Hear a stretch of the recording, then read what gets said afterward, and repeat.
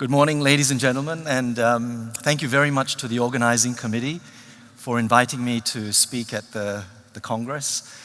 This is my third visit to South Africa, and unfortunately this time I'm not going to have the luxury of being able to stay a little bit longer and join some of the other colleagues on safari next week.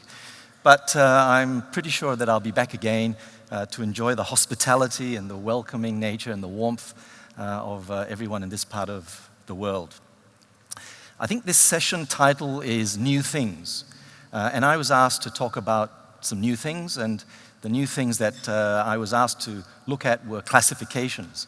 Classifications, good grief, boring, stuff that, is academic in nature. But I guess there is a good reason why we classify things. We classify things in medicine and in surgery so we get an understanding of what the disease is, how widespread it is. What's the incidence? What's the prevalence?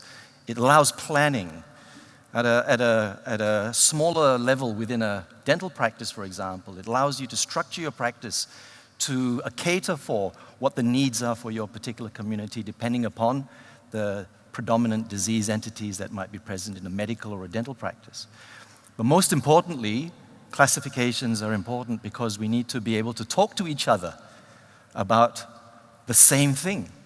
So if I regard chronic periodontitis as one thing and you regard it as something else, then really there is no basis for a discussion or for comparison. And also it makes it difficult then to compare notes and to look at treatment options and treatment modalities to get successful outcomes. And so classifications are actually really important. And from time to time, classifications and definitions do need to be adapted and updated to reflect new developments and new understandings of disease processes.